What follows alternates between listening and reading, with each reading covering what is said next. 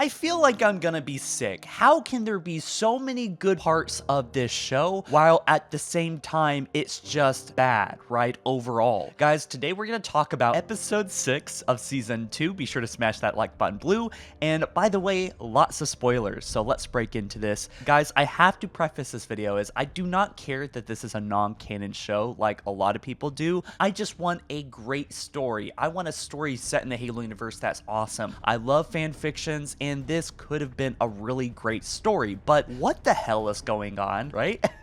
So let's get into it. Perez is a Spartan 3 now. That doesn't make a whole lot of sense even within this story, but I have to say the SPI Spartans, the Spartan 3s, getting onto the Covenant ship, flying through space and infiltrating and trying to destroy it was genuinely freaking awesome to witness. I mean, it feels like there's so many good parts of this show that could have been amazing like that. To see that actually in like a high budget live action way was genuinely phenomenal, right? The opening was awesome. But it also feels dumb to see that some of the coolest combat that we've seen so far this season is literally just simulations when we just had the fall of Reach. It feels like a lot of wasted potential to have basically stakeless action in basically the genocide of humanity when we could have been witnessing real Spartan 3s confronting the Covenant or other Spartan 2s during the fall of Reach and build character development there instead of in a simulation where there is absolutely no stakes. Well,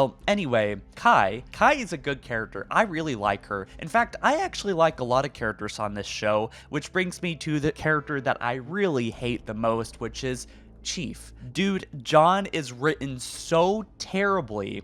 I don't even know where to begin, right? Master Chief killing humans feels wrong. The way that he almost feels like he has a smirk on his face when he does it. Someone said that he actually comes off as a high school jock, and I can't agree more. I mean, he is such a douchebag. He comes off this arrogant, immature, emotional, insecure, stupid man, and I hate this Master Chief so much in this show, right? And to build upon that, there's propaganda that Master Chief died on Reach now. It's plastered all over the walls, which I really feels like it ruins the point of Oni in propaganda. How are we supposed to believe that this guy basically is a legend when literally all he's done is fight a few elites? Like, at the end of the day, he has not earned the title, and him talking about his luck like in the last episode was cringe beyond belief. I fucking hate this character, not because he isn't the Master Chief I know, right? I know that Chief can flexible, but here he is just genuinely one of the most unlikable characters in TV. I'm not saying that because he's not canon again, I know, but I actually liked episode 1 season 2's Chief. I just hate who this person is. He's such a douche. Anyway, moving on.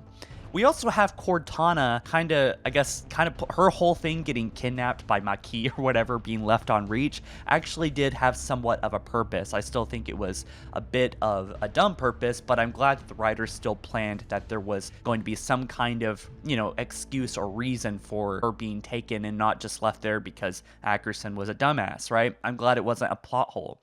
And so we'll talk more about that soon, but Ackerson saying replaying Reach was morbid, like with Kai being obsessed with these, going back in the simulation and playing things over. I really like that. I like Ackerson, I like Kai, I like how their scenes and how they bounce off each other, right? And I also have to say, them talking and seeing Ackerson stressed out is really neat. I love his acting. It definitely takes inspiration from the games. But I have to say also, another thing I really enjoyed in this episode was how Kai and Ackerson were talking on Covenant sets or on Reach in the simulations. And I feel like that was pretty creative, clever writing.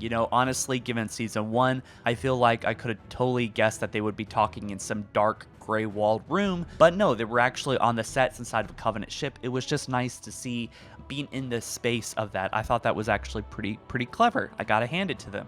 With that being said, Kwan Ha's parts are lame as hell, and I'm just really over it, right? I'm convinced that the writers actually don't know where they're going with her plot. I feel like they're just trying to do a second version of like season 1. Her hallucinations are really stupid. They make no sense. I'm sure they're gonna lead to some kind of conclusion. Maybe it has something to do with the Halo ring, I don't know, but clearly they are directionless with her hallucination stuff. It's really dumb and it's hard to follow. And anyway, the Arbiter Arbiter. Let's talk about the Covenant scenes, right? The Arbiter is amazing. I am sad that it's not the Elvedon, but look, the Covenant scenes are great. It's really well done. Who wrote this stuff, right? Because that person should be in charge of the whole show. Some of this is just spectacular, right? People are saying that the Priest was a female elite, but I would say maybe not, because the Arbiter says priest, not priestess. I liked how the Priest had an energy blade and were so aggressive, and it really felt like this was the Covenant, right? It felt very alien. Seeing Makee and Cortana have these cool dialogue moments on the Covenant ship also made me realize how much of a wasted opportunity there was with Chief and Cortana's dynamic, and how I'm just basically foaming at the mouth for them to finally work together, for Master Chief to finally grow out of his like teenage years. I mean, his emotional intelligence is probably at about a 14-year-old in this season. Anyways, I laughed pretty hard watching Jimmy get his ass kicked by Kai. It was really ridiculous. It was kind of dumb. The drama was a bit forced in my opinion. And yeah, so there's that. It was also nice to see Miranda again. I really wish they would focus on Miranda and Halsey and just completely cut Kwan Ha from this show, and maybe even Soren. I don't think Soren's really handled well, and I will say the monotone dialogue is getting a bit old. So after Kai beats Master Chief to a pulp with 1 inch of his life, she goes to confront Ackerson, is like, hey, by the way, I actually believe Master Chief now. And Chief is basically not arrested, he's not surrounded or basically confronted at all. He's just kind of left there to recover.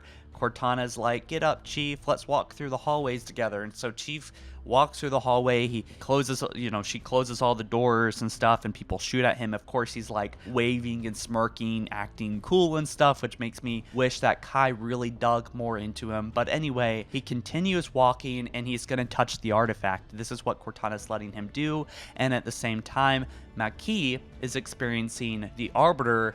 The Arbiter's about to kill her, and he instead swings at the Priest and other potential, people that are not on his side on the ship. I really like that. That was freaking awesome, seeing the Covenant fight itself for the first time pretty much in the show. That was beautiful. The Covenant scenes again are outstanding, which really raises this points review score quite a bit. They're both going to touch the artifact at the same time, so that they can look at the pretty ring world and I guess find out where it is that way. I don't know how they're going to do that, but I'm sure they're going to have some kind of like space magic thing that explains everything. I'm just going to go ahead and say I give this episode probably about a 6 out of 10. I wanted to say 6.5, but there's just a lot kind of, choking out the goodness in this episode. You guys let me know what you think down in the comment section below, and I'll see you in the next one soon. Peace.